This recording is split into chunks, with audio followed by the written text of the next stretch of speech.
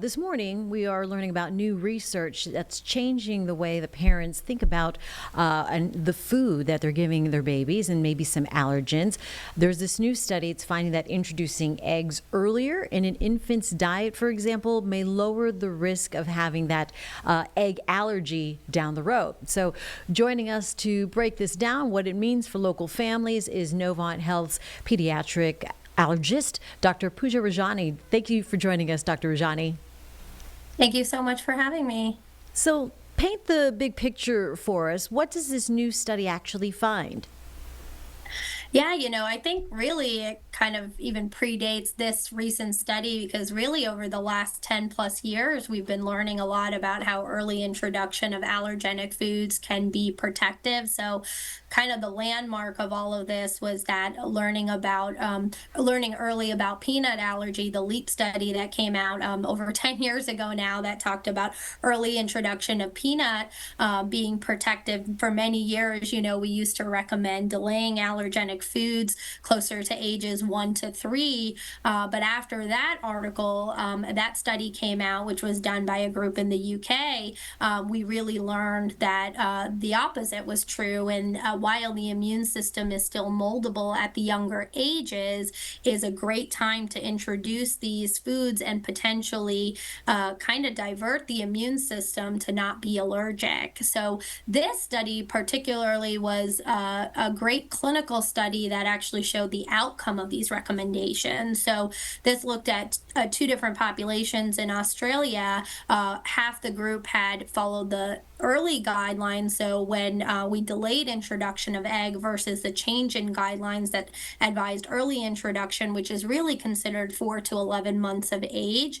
And there was a significant difference where the prevalence of egg allergy was lower if it was introduced at a younger age. So it's nice to know in actuality that clinically we have seen a difference and an improvement and a decrease in the prevalence of food allergy. Culture-wise, because for so many years, like a generation, 2 generations, parents are being told to delay it as long as possible.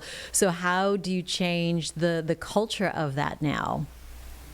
Oh, definitely. And in medicine, I say 10 years ago, and it's kind of shocking sometimes still. I think the awareness needs to be made for parents, even though, again, that LEAP study came out 2015 is when it came out, so more than 10 years ago. But there is still this fear around it as well. So it's kind of twofold, the culture change for sure, just kind of realizing that you need to a shift in mindset. However, also as a parent, I have 2 young children myself. It's scary when you go down to do it and you have it in your head, this conception, and waiting seems a little bit easier. However, this is where you kind of have to put your own fear aside because there's very clear evidence that that early introduction is protective. But now it's great. We have pediatricians who keep like little peanut puff snacks in their office to say, hey, when you introduce foods, start with some peanut puffs. And there's some great products too that are trying to start that early introduction and in forms that young infants can more easily digest.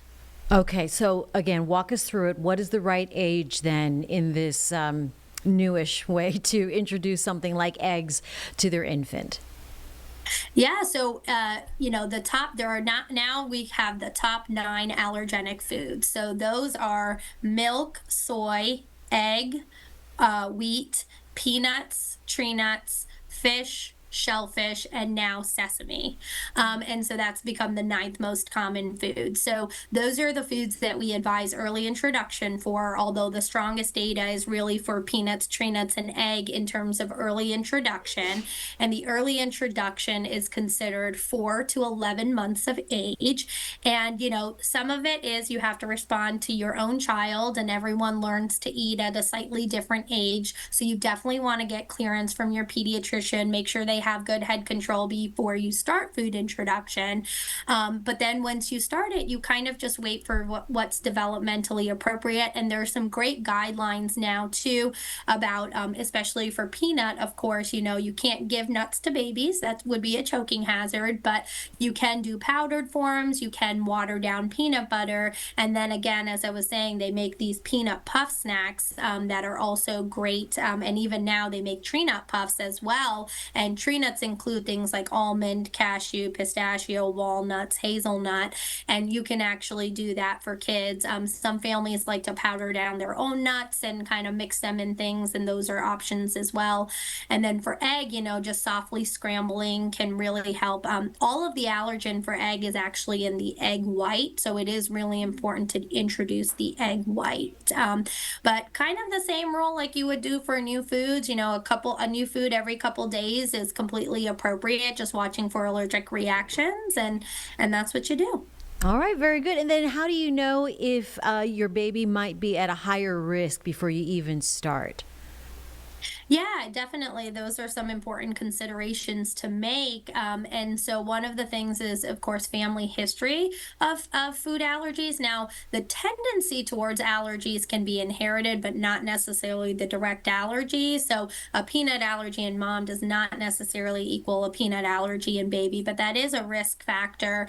Having eczema, especially moderate to severe eczema, does increase the risk for food allergy as well. But those are the two major risk factors.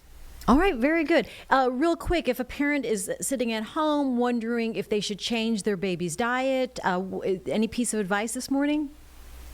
Really just early and often. That's what we say. So get the allergenic foods in the diet and then keep them there. The recommendation is 2 to 4 times a week, and do the best you can to stay on top of it. Peanut is definitely the strongest, so get that in early and often. All right, I learned something new as well. Dr. Pooja Rajani from Novant Health, thank you so much for the conversation. Appreciate your time this morning. Yeah, happy to help. Thank you. Good luck.